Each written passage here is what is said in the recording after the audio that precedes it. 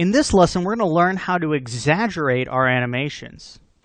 So here's where we left off, and we have this title. Now, exaggeration to me is one of the most universal principles that we can apply here in After Effects. It even applies to non-moving elements.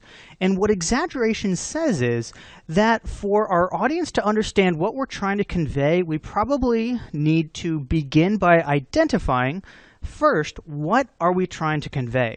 So in this case, we have tight deadlines, and we want the audience to have a feeling of tightness and constriction and being squeezed.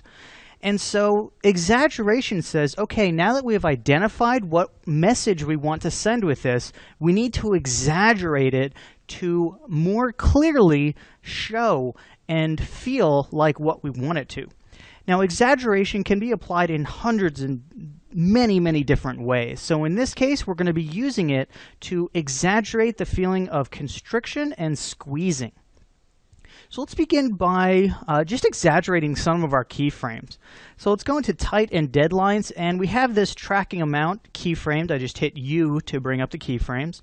So at the beginning, let's exaggerate this motion by increasing the size of these out to the edges of our window.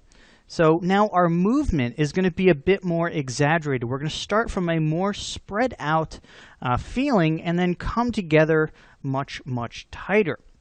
So this is one way we can exaggerate animation, is by increasing the values or increasing the contrast between our various poses or our various pieces of the animation. Now, towards the end, I would like to actually distort the text to make it feel like this text is being squeezed. So an easy and fast way to do this is to add an adjustment layer. So I'm going to go to Layer, New Adjustment Layer. And on this, let's add something like a Distort Bulge. So I'll go to Effect, Distort Bulge. And if we do a negative bulge height, we get a squeezing effect. You can see here that the edges are being squeezed in. Now, we need to define the radius for this because that's going to control a large part of this effect. So you can see here, by turning this adjustment layer on and off, this latter one, the one that is exaggerated, feels much more tight and feels much more constricted. Okay, so let's come in here and let's animate this. So I'm going to end on these values, so somewhere around -1, -9. And because of the effect of this effect, we're going to need to animate this to move with our text. So our text begins sort of stretched out. So let's go to our adjustment layer, bulge, and let's stretch out this effect. And let's shrink it down to match sort of our squash and stretch.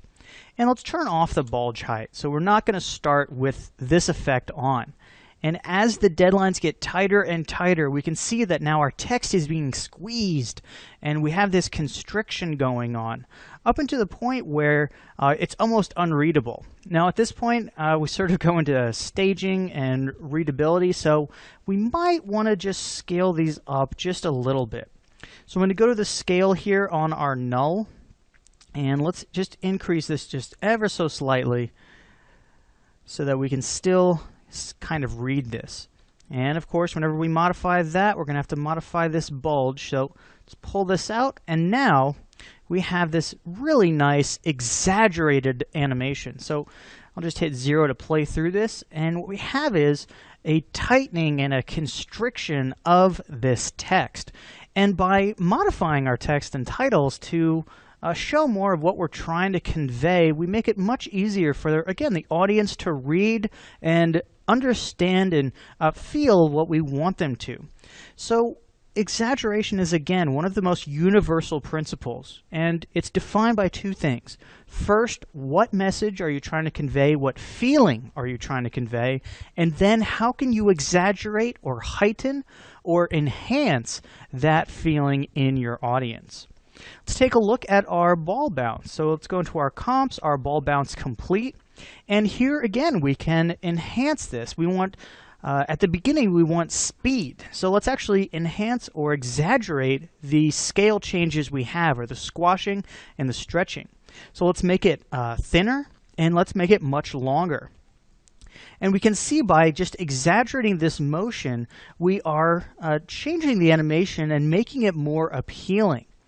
And exaggeration doesn't always have to be increasing values. If you want it to be a more placid scene, you might exaggerate by decreasing the values. So in this lesson, we took a look at the principle of exaggeration, which is all about defining what you want and then modifying or heightening those areas of your comp and of your animation that convey the message that you want.